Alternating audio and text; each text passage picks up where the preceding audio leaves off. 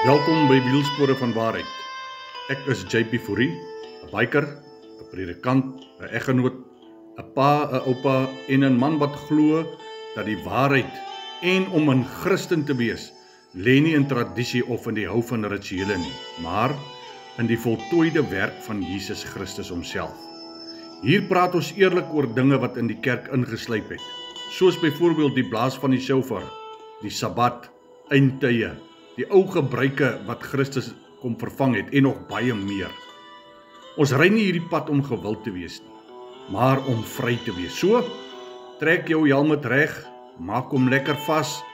Dit is tyd om die stof van godsdiens af te skud en om die waarheid se spoor te volg.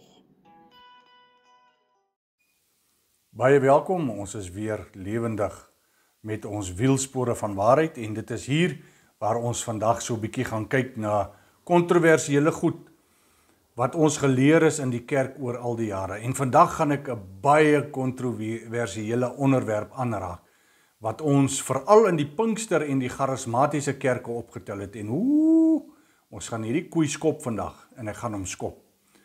Ek kan onthou, ek is self skuldig hieraan want ek het myself daaraan skuldig gemaak. Ek het in hierdie leerstelling van bloedlynvloeke, erfsondes wat hulle met mekaar gekombineer het om 'n punt te staaf, het ek ook in daai, soos die Engelsman sê, rabbit hole in weggehardloop en ek het my laat hoe gaan ek dit sê, ooreed dat ek besig is met die Here se werk. Totdat eendag wat ek besig was en myself begin bevraagteken het oor hoekom gaan hierdie demone en hierdie bloedlyne as ek dit breek? Hoekom gaan dit nie uit nie? Want hulle vat my van, ek het self gesukkel met goeders wat ek toe nou eventually op neergekom het of die afleiding van gemaak het, maar hierdie goed waarmee ek sukkel, is goed wat van my voorvaders afkom. En hoe meer ek hierdie goed breek, hoe meer sukkel ek daarmee, en dit is asof ek net nie van die ding kan ontslaa raak nie. En ek het deur baie vasting en gebed gegaan, en ek het begin praat met die Here, gevra, Here, Vader, hoekom kan ek nie van hierdie goed ontslaa raak nie? En tot die Here eendag vir my baie duidelik gevra het, seun, waarmee is jy besig? En ek sê, Here, maar ons is besig om mense te bevry en hulle los te maak onder die bloed van die Here Jesus. Die Here sê vir my, jy's besig met nonsens. Fokus op my. Fokus op my en fokus op wie en wat ek vir jou gedoen het. Laat my toe om jou te leer en ek sal jou wys wie ek is, wat Golgotha vir die mense beteken. So, ek wil vandag, wil ek die vraag reguit aan jou stel, en ek wil baie mense, predikante, pastore, priesters, oudstes, jongstes, wil ek irriteer vandag met hierdie vraag. Waar kom ons aan hierdie leerstellings van bloedlynvloeke en erfsondes wat teruggaan tot in die 6de, 7de, tot daai geslag? Want ons gebruik sekere skrifte om alles te staaf en te bevestig, maar ons ruk dit uit konteks uit. 'n vriend, kind van God, ek gaan vandag, mag die gees van die Here jou vrymaak vandag. Ons gaan vandag hierdie heilige koei slag, wat al te lank in die kerk rondloop. En hierdie heilige koei sê dat jy sonde oorgeerf het. Dit kom van ouma en oupa af. En dat jou familie se bloedlynvloeke jou vasbind. Hulle vat jou partykeer terug tot in die skoot van jou moeder. Ons gaan vandag hierdie koei gaan ek slag vandag. Ons skiet hom 'n kopskoot. Wat is die waarheid? Hier's vrae wat ek vra. Wat is die waarheid? Wil jy nie tog hê die waarheid moet jou vrymaak nie? Leer die Bybel dit vir ons. Want ek is so bietjie gaan kyk en die Bybel noem nêrens hierdie tipe goed nie. Maar ek gaan vir jou vandag wys wat noem die Bybel werklik vir ons. Mense leer dit omdat hulle nie die skrifte ken nie, omdat hulle mense wil manipuleer, omdat dit vir hulle geld, voorspoed of submission, onderdanigheid inbring. Ek het self deur hierdie goed gegaan. Ek het self hierdie kursusse gedoen. En ek het self gewonder, waar is my autoriteit? En hoekom gaan demone nie uit nie? Hoekom word vloeke nie gebreek as ek hulle gebreek het nie? Weet jy wat, my vriend? Dit is vir my snaaks, dat ek bevind het, dat die meeste van die mense wat ek in hierdie beradingssessies, bevrydingssessies gesien het, was kindertjies van liewe Jesus. en dan het ek met hulle met skottels gesit. Dan doen ek bevryding op hulle. Dan spoeg hulle skottels vol. En ons gooi die skottels uit en as jy volgende dag kom en jy vra, mag jy so gaan met jou, sê ek sukkel nog steeds met daai ding. Dan bevraagteken ek myself, my autoriteit. Here, is ek op die regte plek? Is dit nie dalk ek waar die fout is en nie hierdie persoon op wie ek probeer bevryding doen nie? Here, waar is die autoriteit dan wat U vir my gegee het? Hoekom breek hierdie goed nie? Want weet jy wat het ek agtergekom, my vriend? Ek het die voorreg gehad om vir baie jare in Afrika bietjie sendingwerk en evangelisasiewerk te gaan doen. Ek het groot crusades gehou, ek het vir groot kerke gepreek. En waar ek werklik in villages op mense afgekom het wat werklik demonies besete was, het ek agtergekom dat demone verskriklik gehoorsaam is. Dit klink nou vreeslik, nee, maar hulle is gehoorsaam. Die oomblik wat jy sê in die naam van die Here Jesus, breek ek jou vas, gaan uit, dan gaan hulle uit. Sonder enige probleem. Maar in die kerk, jy sukkel, dan wonder ou wat se tipe demoon loop in die kerk rond, wat so moeilik uitgaan. Ons gaan in die Ou Testament en die Nuwe Testament kyk, ons gaan dit so bietjie oopmaak, ons gaan na elke teks kyk, wat gebruik word om hierdie nonsens te preek in die Christendom vandag, en ons gaan dit vernietig, een vir een, eens en vir altyd. Die eerste ding wat ek graag wil aanspreek, want die kerk kombineer twee goed met mekaar, die bevrydingsbediening, kombineer twee goed met mekaar, hulle kombineer erfsonde en bloedlynvloeke met mekaar. Jy sien, want dit is, hulle maak hierdie een, want as gevolg van die sondes van my ouers, het hierdie vloek oor my gekom, en daarom sukkel ek met hierdie goed. En dan moet ek belydenisse gaan staan en doen vir my voorvaders, en ek moet belydenisse gaan doen, en ek het mense gekry, wat belydenis, sonde belydenis gebede het, sulke lang lyste goed wat jy moet bid, wat jy vergifnis vra vir oupa grootjie, wat hy gedoen het, en hoekom hy in die vrymesselaars was, en hoekom hy by die broederbonders betrokke was, en nou moet jy dit gaan staan en bely, omdat dit oorgedraai het in 'n bloedlynvloek as gevolg van erfsonde. Maar hierdie twee gaan ek uit mekaar uittrek, en dan gaan ons vandag eers kyk na erfsonde, ons gaan dit aanspreek, en dan gaan ek kyk na bloedlynvloeke. Want hierdie twee word direk aan mekaar gekoppel.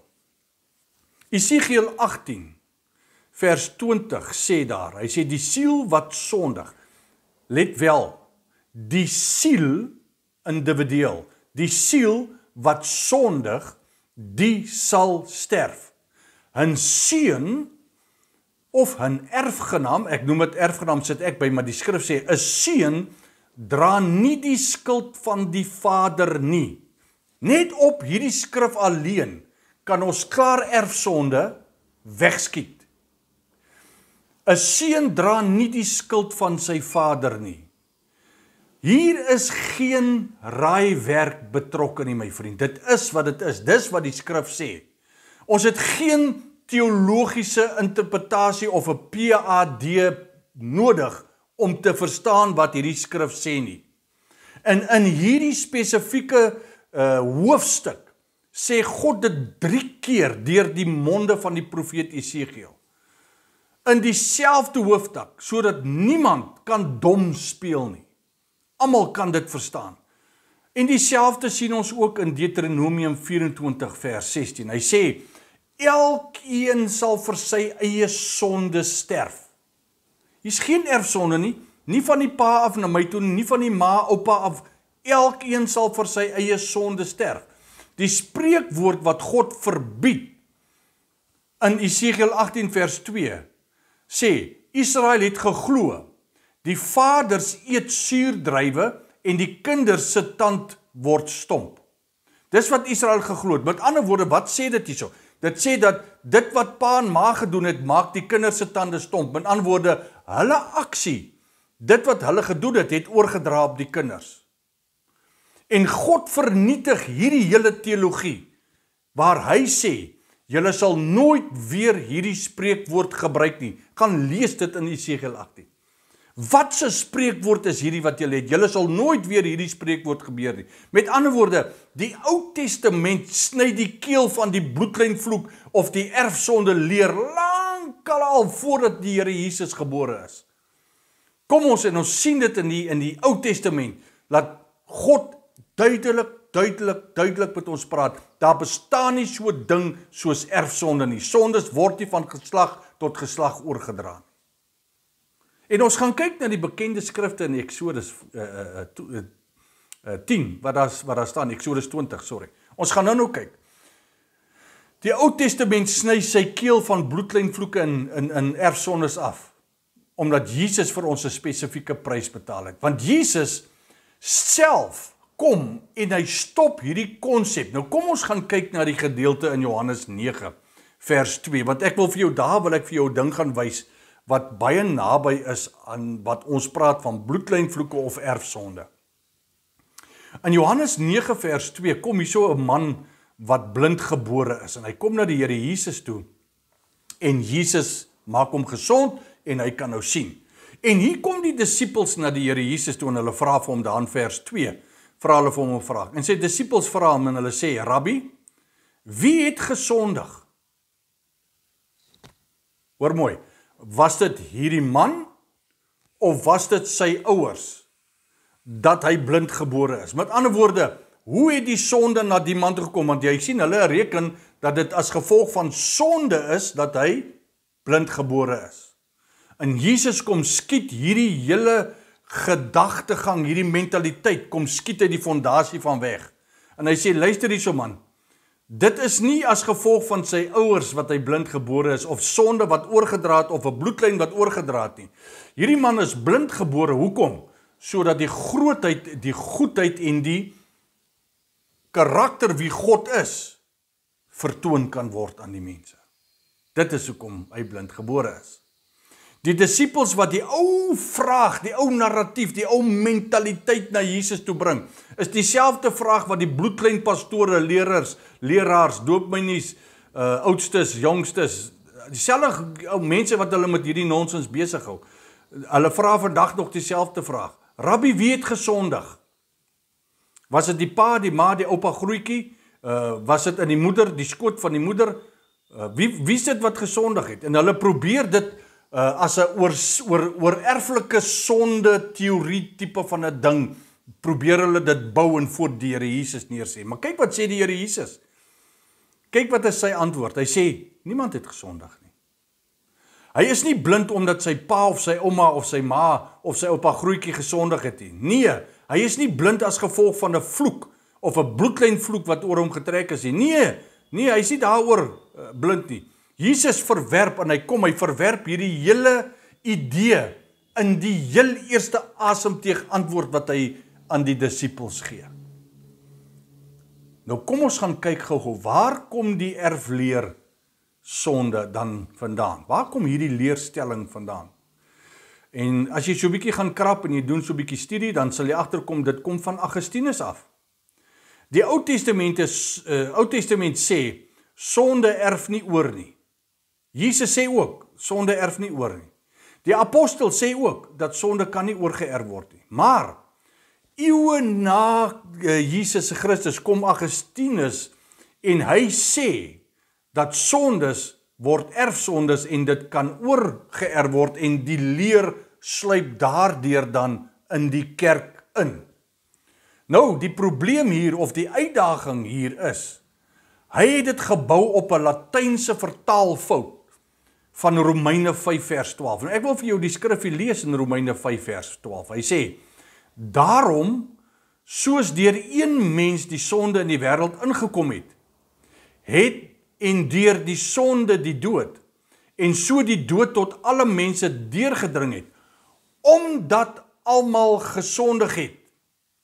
Dit is wat die skrif sê, maar Augustinus het dit gaan leer in die Latynse vertaling.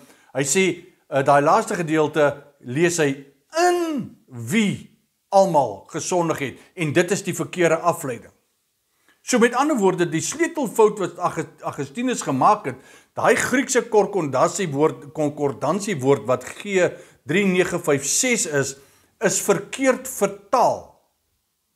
En dit is waar die fout ingeslyp het in die kerk, omdat hy nie Grieks geken het nie. bring hy dit en hy bring dit as vertaling verkeerd van die Latyns oor. Nou kom, daai woord staan, kom ons staan so vir 'n oomblik net stil. Kom ons staan net vir 'n oomblik stil by hierdie Griekse woord en die bedoeling. En ek kan nou nie vir jou die Griekse woord hierso uitspreek nie, want ek kan nie Grieks praat nie, maar ek kan intik en ek kan gaan krap wat beteken die verskillende frases in want jy moet nou die woord gaan opbreek as jy verstaan wat ek sê. En u kan dit gerus gaan doen. G3956. Gaan kyk bietjie in die Strong's Konkordansie wat dit beteken en gaan breek die woord, want hy breek vir jou die woord op sodat jy die vertaling kan sien. Dan kan jy kom en sien wat ek vir jou hierso vandag gee. Augustinus het in Romeine 5 vers 12 nie uit Grieks gelees nie, maar uit die Latynse Vulgate. En die Vulgate het hierdie Griekse woord vertaal as in whom all sin, in wie almal gesondig het. Maar hy lees dan in Adam het almal gesondig. En daardeur ontstaan hierdie hele dogma, erfsonde, bloedlyn, vloek, leerstelling. Maar dit is eintlik, is dit taalkundig, is dit verkeerd. Nou ek wil hê as daar geleerde manne is wat in die Grieks geleerd is, asseblief laat julle vir my kan kommentaar leer en sê of my interpretasie van hierdie gedeeltes verkeerd is. Die Griekse teks sê nie in whom all sinned nie. Dis nie wat daai vertaling beteken nie. Hier is die oorspronklike beteken. Hy sê because all sin, for this reason all sinned. On the basis of this all have sinned.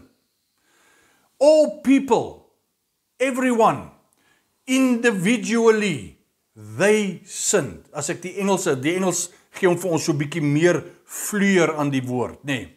Met ander woorde, die korrekte vertaling van hierdie woord sou dan nou wees because all have sinned, of for that all have sinned. Hierso, as ons dit reg verstaan, is geen kollektatiewe skuld nie. Hier's geen erfskuld nie. Hier's geen oordragsondes nie. Hier's geen bloedlyn vloek oordrag nie. Net individuele mense wat self sondig omdat elkeen sy eie pak sal dra. Hoeveel keer het jy dit al gehoor, dat elkeen sal sy eie pakkie dra? Wonder waar kom hulle in daai spreekwoord? Hoekom is G3956 die sleutel van die erfsonde leer of die bloedlynvloeke leer? Hoekom is dit die sleutel? Want die woord wat gebruik word in G3956, all individually of all of them, each one, dit beteken elke mens het self gesondig. Dit beteken nie elke mens het in Adam gesondig nie. Die Griekse woord hier dui dus op persoonlike deelname en nie oorgedrade deelname nie. Ek wil dit weer sê. Hierdie Griekse woord beteken persoonlike deelname, elke persoon individueel op sy eie. Dit beteken nie dit is oorgedrade deelname nie. As Paulus wil sê in Adam het almal gesondig, sou hy 'n ander konstruksie gebruik het en hy doen dit nêrens nie. Hy doen dit nêrens nie. Hoe kan ek dit bewys? Hoe bewys Paulus self dat G3956 individueel bedoel is? Kom ons vra hierdie vraag. Hoe bewys hy dit? Ons sien dit in Romeine 3 vers 23. Ons sien dit in Romeine 3 vers 23, want daar staan dit, for all have sinned. Dit is dieselfde grammatika as wat hy in Romeine 5 vers 12 gebruik. Want almal het gesondig. Deur Adam het almal gesondig. Ek wens ons Bybelvertalers wil gaan kyk na die konstruksie van die woorde en hierdie goed reg gaan vertaal. En niemand van ons glo dat Romeine 3 vers 23 beteken dat in Adam het ons almal gesondig nie. Almal verstaan dit, ek verstaan dit, en dit is hoe ek dit gesien het van die begin af. Ek verstaan dit is dat elkeen het self gesondig. Met ander woorde, Romeine 5 vers 12 kan dus nie skielik sommer net enige iets anders beteken nie. Die grootste teologiese implikasie hierso is, dat hierdie Griekse woord beteken dat almal individueel sondig. En dan, as ons dit so sien, dan val die hele Augustiniaanse erfsonde leer soos 'n nat kartondoos op die vloer neer. Paulus se punt hierso, my vriend, is baie eenvoudig. Deur Adam het sonde die wêreld binnegekom. Met ander woorde, Adam was die deur waardeur sonde, sy ongehoorsaamheid het gemaak dat sonde in die wêreld ingekom het. Deur Adam het sonde in die wêreld ingekom. Maar hierdie woord G3956 beteken, maar almal sterf omdat hulle self sondig. Dis die betekenis van daai woord. En dit is ook presies wat Esegiel 18 vir ons leer. Dit is presies dieselfde wat Deuteronomium 24 vers 16 vir ons leer. En presies wat Jesus bevestig het, vriend, hierso in Johannes 9. Niemand se ouers is skuldig aan die sonde of die feit dat hierdie man blind is nie. Maar die Ooskerk het dit nie geglo nie. Die Hebreëse Ou Testament weerspreek dit, erfsondes en bloedlynvloeke. Die Nuwe Testament bevestig individuele verantwoordelikheid. So maklik soos dit. Maar let op, selfs erfsonde in die Augustinus sin het niks te doen met bloedlynvloeke of bloedlyndemone of familievloeke nie. Nou waar kom dit dan vandaan? Waar kom dit vandaan? Dit is blote moderne charismatiese byvoegings. Weet jy waar ek hierdie goed kom leer? In Pinkster en charismatiese kerke. Waar kom die moderne bloedlynvloek leer dan nou ek eintlik vandaan? Hier is die deel wat die meeste predikers nie wil los nie, want dit is nie in die Ou Testament nie, dis nie in die Nuwe Testament nie, dis nie apostolies nie, en dit is ook nie in die vroeë kerkgeskiedenis nie. Nou wat is dit dan? Dis rabbinitiese mites. Dis okkultiese voorvadergeestesleer. Dis charismatiese bevrydingsbewegingsleer wat in die 1960s begin is, tot in die jaar 2000 het dit begin, en dit het gekom deur manne soos Derek Prince, John Eckert, McNutt en Anacondia. Hierdie manne het hierdie goeters ingebring, hulle het dit bekend gemaak.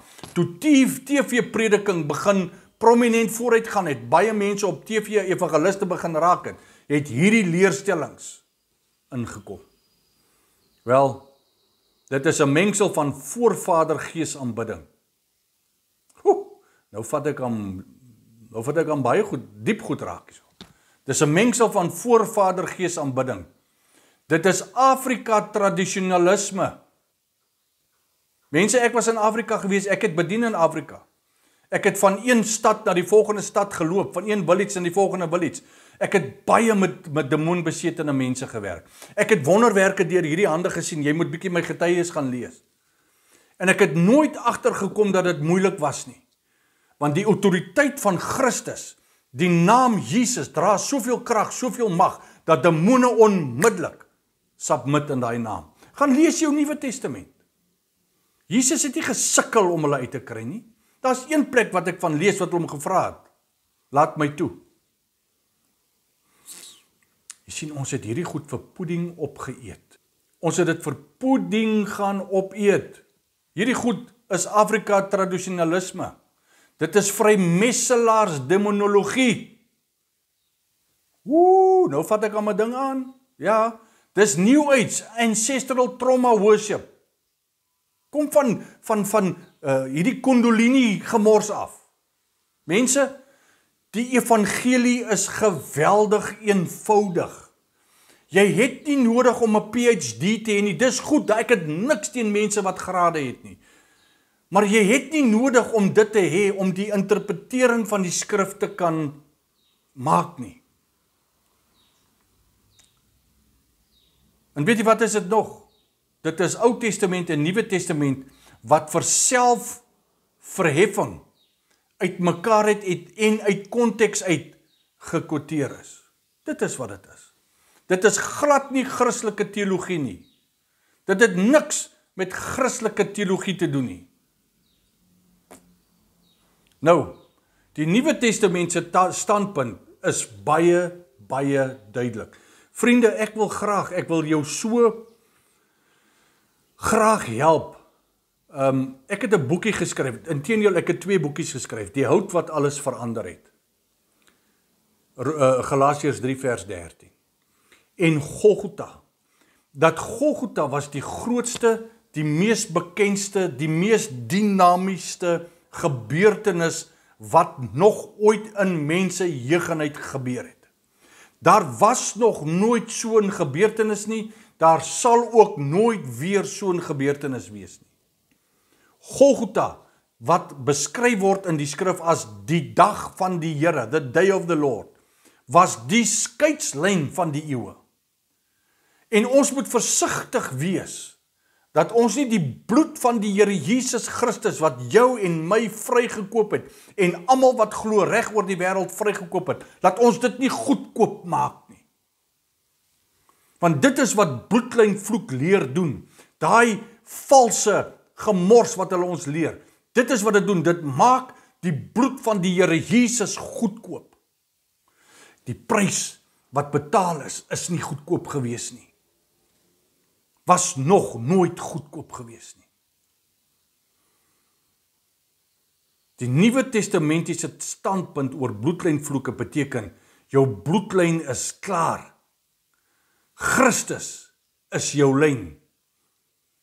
Lees die skrif asseblief in Johannes 1 vers 12 en 13, en kom ek gaan gou soontoe, want ek het my Bybel hier voor my oop, Johannes 1 vers 12 en 13, ek ken die skrif uit die kop uit, maar ek wil dit vir jou lees. Kyk wat sê hy, almal wat hom aangeneem het, aan hulle het hy die mag gegee om kinders van God te word, aan hulle wat in sy naam glo. Kyk wat sê vers 13, wat nie uit die bloed, of uit die wil van die vlees, of uit die wil van 'n man gebore is nie, maar wat uit God gebore is. Met ander woorde, uit sy bloedlyn uitgebore is. Ek het die DNA van my Vader in my. Die Heilige Gees wat binne in my bly, werk nou deur na my vlees toe. My gees beheer my vlees. My vlees kom van my pa en my ma af. En ek het 'n baie interessante gedeelte gelees, gekyk nou so 'n hele tyd terug, wat 'n baie bekende, wat noem hulle dit, 'n bioloog, by name van Gary Becker. U kan dit gaan opsoek. Hy's 'n wedergebore kind van God. Hy kon vir jou in jou bloed ingaan, deur toetse te doen, dan kan hy tot vir jou op die maand, as daar nie 'n ongeluk betrokke is nie, kan hy tot vir jou op die maand voorspel wanneer jy sou sterwe. En een van hierdie goed wat hy sê, hy het vir groot versekeringsmaatskappye gewerk, sodat hulle hierdie voorspellings kon doen, want dit het alles te doen met geld. En een van die goed wat hy sê, toe hy dit gelos het, want hy sê, hy wil nie aan mekaar vir mense voorspel, wanneer hulle gaan dood nie, hy wil lewe oordra, want dit is wat Christus in hom begin bewerk het, om lewe oor te dra aan mense. Hy sê, daar bestaan nie so 'n ding soos 'n oordraaglike siekte van pa en ma af nie. En toe ek hierdie gedeelte sien, en ek hoor wat hy sê, toe gaan hierdie goed van bloedlyn goeters vir my heeltemal oop. Hy sê, in ons DNA, die feit dat oupa bloeddruk gehad het, ma bloeddruk gehad het, en nou het ek ook bloeddruk, is nie as gevolg van 'n bloedlynvloek wat oorgedra is, of 'n bloedlyn wat oorgedra is nie. Hy sê, dit is bloot 'n mineraaltekort, wat nie opgeneem word in die liggaam nie. Ek het gesukkel met bloeddruk. Ek het gesukkel daarmee. Ek is by die dokter gewees 1 keer 'n week, 1 keer in 2 weke en dan pas hulle my aan. Hulle het vir my 'n masjienkie gegee. Ek kan hom vir jou gaan haal. Ek kyk hier waar ek sit, kyk ek vir. En dan 1 keer 'n week, 1 keer 'n week en 'n half, dan moet ek elke dag my bloeddruk op 'n sekere tyd neem wanneer ek rustig is en dan moet ek dit na die dokter toe vat, dan pas hulle my medikasie aan. En ek het gedink dit kom van maar want ek is geleer. Ek is in die kerk hierdie goed geleer. Totdat ek dit wat ek gesien het by Gary Becker, toe ek die mineraalaanvullings gaan vat en my dieet aanpas, my eetmanier aanpas. Toe is my hele bloeddruk ding daarmee. Ek is totaal af van alle medikasie af. Met ander woorde, ek het deur mineralaanvullings 'n bloedlynvloek gebreek, as ek dit in die taal kan sê, wat ek gehoor is of mee groot geword het in die kerk. As 'n bioloog dit vir jou kan sê, en hulle kan dit bevestig deur bloedtoetse. Kom ons los dit daar. Mense, ek dink dit is tyd, dat ons bietjie ons kop oopskiet. 'n Bietjie kennis insamel, want my volk gaan ten gronde weens 'n gebrek aan kennis. En dit is nie waar hy stop nie. Hy sê, omdat jy die kennis verwerp het, daarom sal ek jou verwerp. Jy het nie nodig om te sterf aan hartverwante siektes, omdat jy gedink het oupa en ouma dit vir jou oorgebring. Nee, eet die regte kos, neem die regte mineraalinvullings, want jy kry nie meer die minerale wat jy moes gekry het, wat die ou mense gekry het, en vroeër, soos wat hulle geëet het. Ons eet nie meer so nie, ons eet 'n klomp suiker, maar nietemin, ek wil nie daar ingaan nie.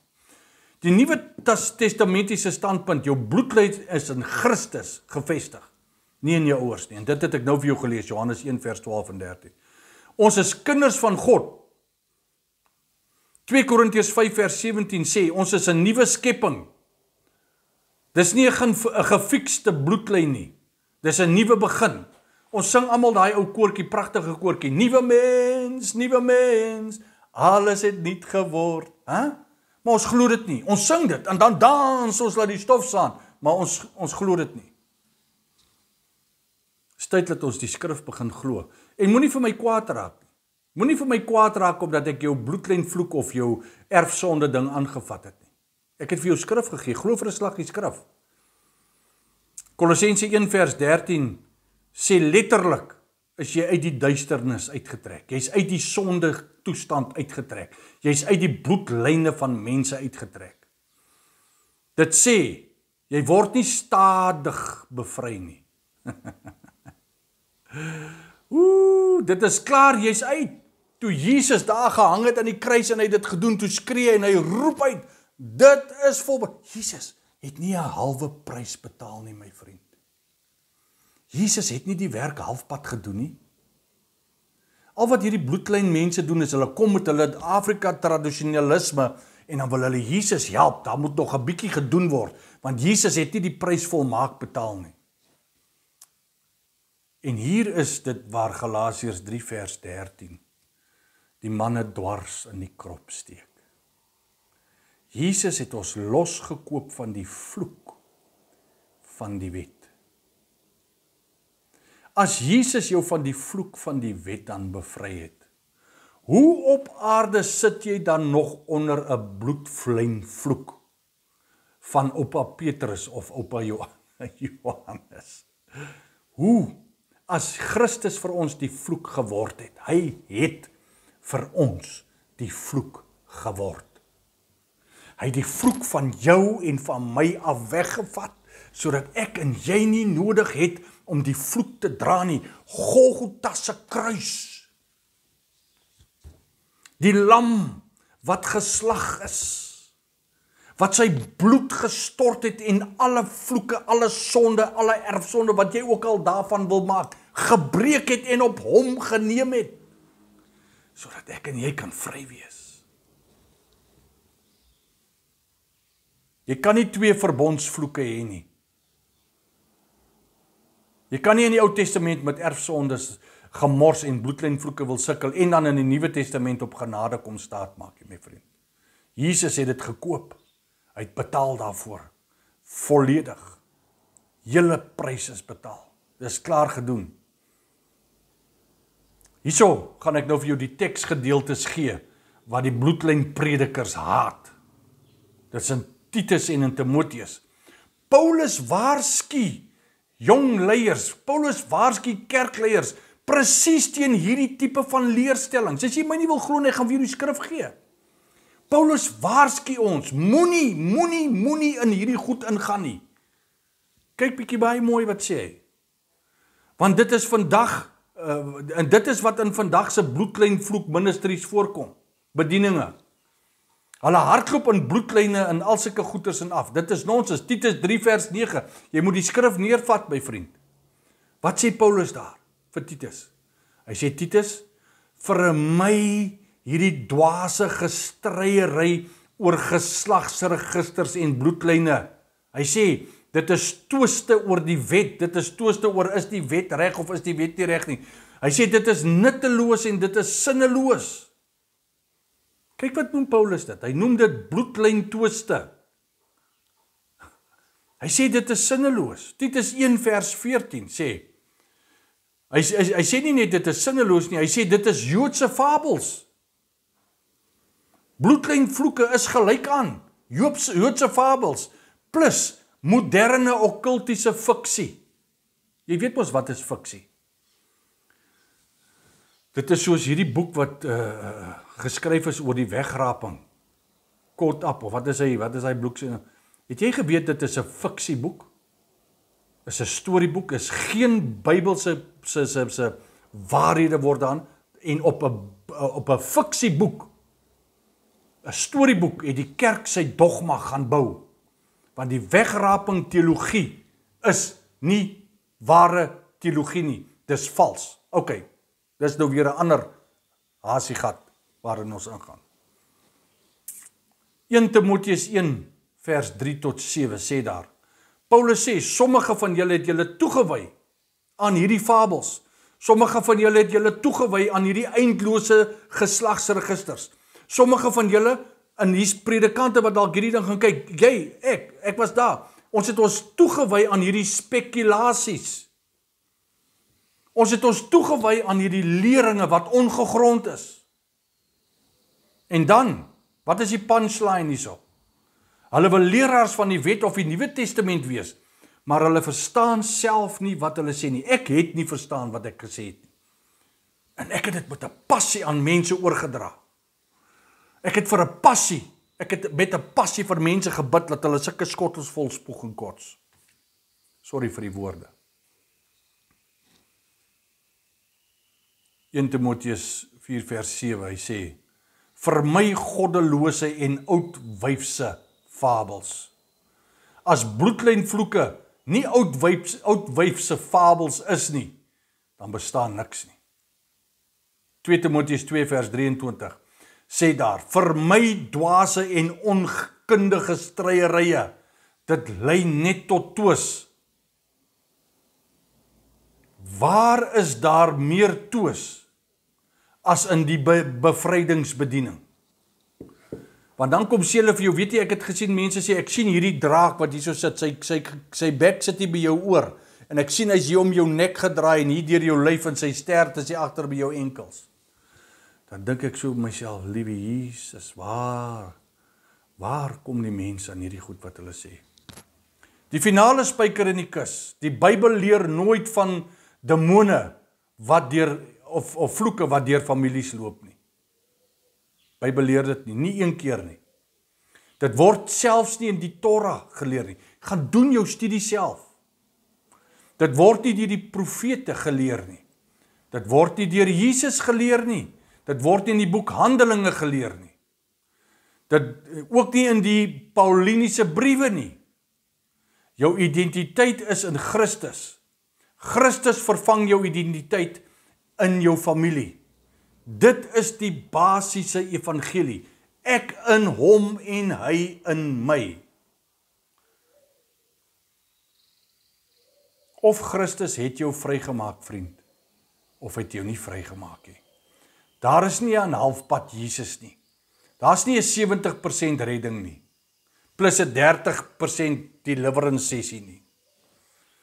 Daar is nie 'n nuwe skepping, maar jy's nog vasgemaak in oupa se vloek nie, of aan sy erfsondes nie.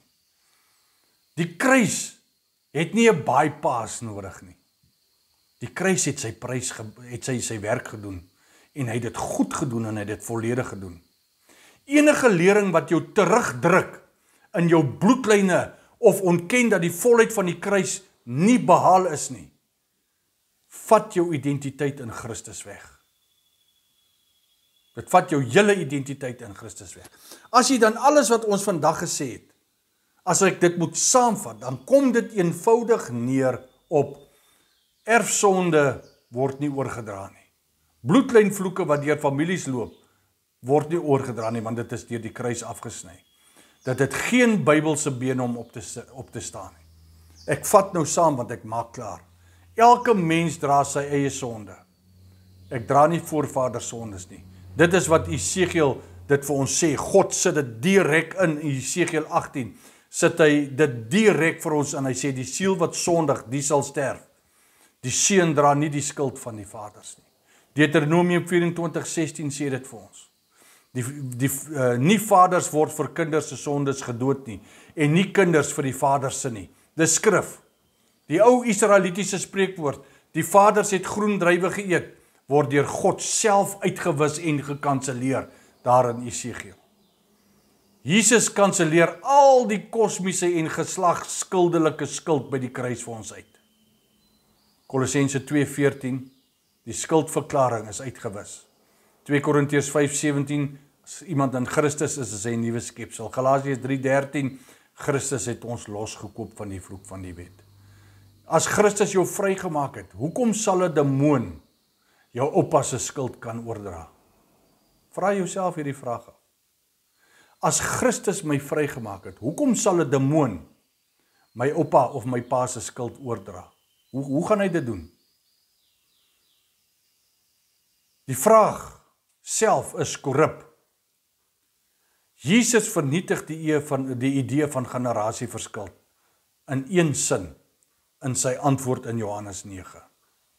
Die Nuwe Testament waarsku teen Joodse mites, teen geslagregisterstories en spekulatiewe lering.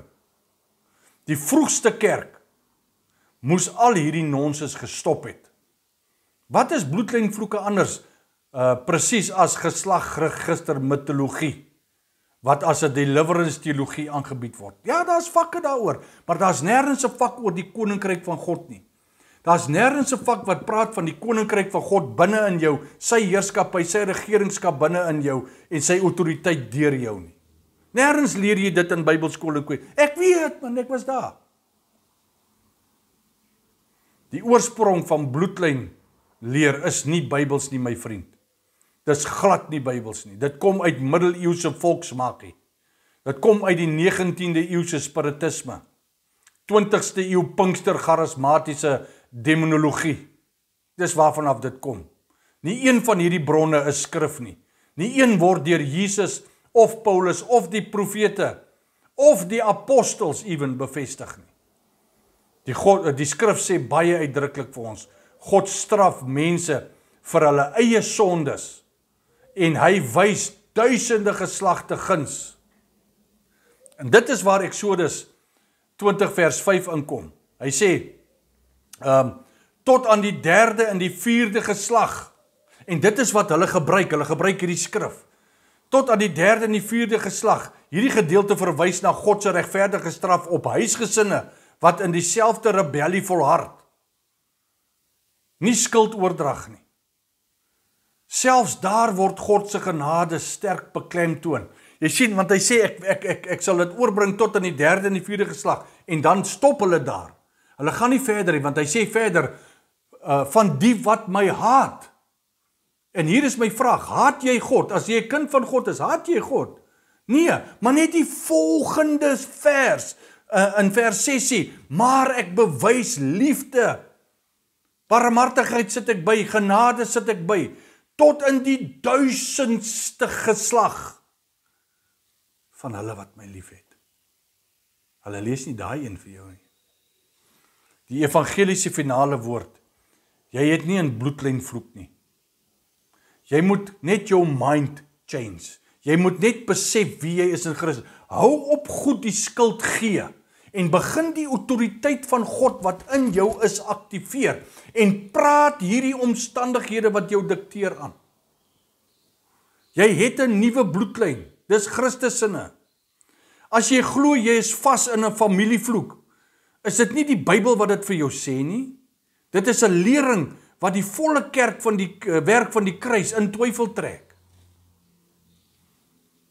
Ek sluit af. Bloedlynvloeke is nie 'n geestelike stryd nie. Dis 'n geestelike leuen wat gelowiges se identiteit steel. Die hele skrif, van Genesis tot Openbaring, wys dat elke mens sy eie sonde dra. Dit wys dat Christus alle vloeke gebreek het en dat God se genade 1000-maal sterker loop as enige familiefout of sonde wat daar ooit mag wees. Luister jy my vriend, die kruis het die laaste sê, nie jou familiegeskiedenis. Ek en jy moet verantwoordelikheid vat, want Eva het dieselfde gedoen in die tuin. Toe God vir haar vra, hoekom het jy dit gedoen? Toe sê sy, nee, was nie ekkie, dis die slang. Kan jy sien? En dit is wat ons gewoonlik doen. Wanneer ons sukkel met iets, en ons hoor die ding van bloedlynvloeke, in plaas om verantwoordelikheid te vat, vir dit wat ek gedoen het, wil ek vir oupa en ouma die skuld gee. Nee, begin agterkom wie jy is in Christus. Aanvaar sy identiteit, aanvaar sy autoriteit en sy gesag en sy heerskappy en spreek hierdie goeters aan deur daaroor te heers. Dit is koninkryk. Dankie dat jy ingeskakel het. Ons kyk weer volgende keer wanneer ons 'n kontroversiële onderwerp aanraak. Ons sien ons jou dan. Tot weersiens. Mooi loop.